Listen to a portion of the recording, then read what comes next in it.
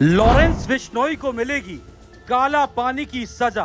अंग्रेज स्वतंत्रता सेनानियों को देते थे काला पानी की सजा। गैंगस्टर को लेकर एनआईए अपनाएगी सख्त रुख। 10-12 गैंगस्टर हो सकते हैं अंडमान शिफ्ट।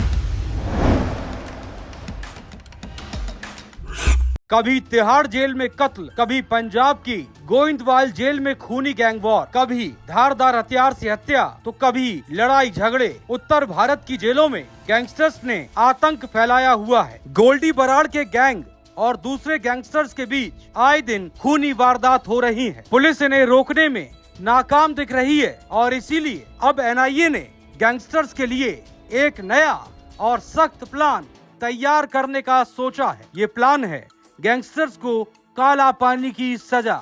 जी हाँ, भारत की जेलों में बंद गैंगस्टर्स को काला पानी की सजा काटनी पड़ सकती है। लॉरेंस बिश्नोई और उसके गैंगस्टर्स उत्तर भारत की अलग अलग जेलों में बंद हैं। ये जेल में बैठकर ही अपना क्राइम सिंडिकेट चला रहे हैं। जेल के अंदर बैठे बैठे ही ये किसी की भी हत्या की स्क्रिप्ट लिख देते हैं। सिद्धू मूसेवाला केस में यही हुआ था। लॉरेंस बिश्नोई जेल के अंदर बंद था, लेकिन जेल में बैठे बैठे ही उसने रच दी थी सिंगर की हत्या की साजिश। खुद इसके गैंगस्टर गोल्डी बराड़ ने सिद्धू मूसेवाला की हत्या को बिश्नोई गैंग का काम बताया था। यानी यहाँ की जेलों में इनके पास सारी सुविधाएं मौजूद हैं। इसके बाद भी दिल्ली की तिहाड़ जेल में लॉरेंस बिश्नोई गैंग और बम्बिया गैंग के गैंगस्टर्स के बीच 2 बार खूनी गैंग वॉर हो चुकी है। इस गैंग वॉर में जेल के अंदर ही 2 गैंगस्टर प्रिंस तेवतिया और टिल्लू ताजपुरिया मारे जा चुके हैं। हाई सिक्योरिटी जेल में होने के बावजूद ये कत्ल हो गए और पुलिस कुछ भी नहीं कर पाई। इसके पहले पंजाब के तरन जिले की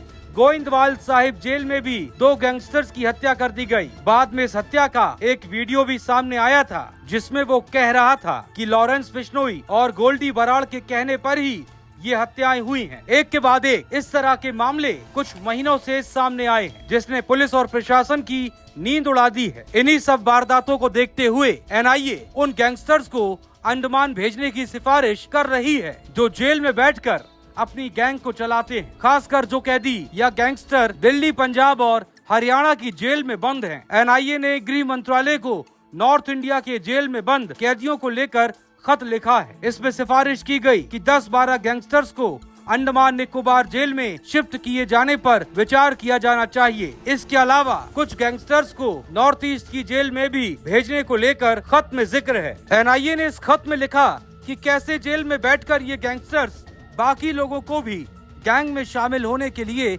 बहका रहे हैं। जाहिर सी बात है, इसमें सबसे ऊपर नाम लॉरेंस बिश्नोई का ही है। इसके अलावा जग्गू भगवानपुरिया, बम्बाई गैंग के गैंगस्टर्स को भी वहां भेजा जा सकता है। इसके अलावा दिल्ली की ज्यादातर जेलों में क्षमता से ज्यादा कैदी भी मौजूद हैं, जो अक्सर पुलिस के लिए मुसीबत का सबब बनते हैं और इस तरह की घटनाएं होती हैं। अगर गृह मंत्रालय इस बात पर राजी हो जाता है तो जल्द कई बड़े गैंगस्टर्स को अंडमान निकोबार की सेल्युलर जेल में भेजा जा सकता है। सेल्युलर जेल को काला पानी भी कहा जाता है। ये अंडमान निकोबार द्वीप की राजधानी पोर्ट ब्लेयर में बनी हुई है। आजादी की लड़ाई के वक्त यहाँ भारतीय स्वतंत्रता सेनानियों को कैद किया जाता था। उन्हें इस जेल में बुरी तरह से टॉर्चर किया जाता था। ये माना जाता था कि एक बार जो इस जेल में गया, उसका बाकी जीवन यहाँ की मुश्किल हालातों को काटते हुए ही खत्म हो जाएगा और फिर वो कभी वापस नहीं आएगा। आपको ये खबर कैसी लगी? कमेंट सेक्शन में जरूर बताएं। साथ ही साथ जनहित टाइम्स को सब्सक्राइब करना ना भूलें।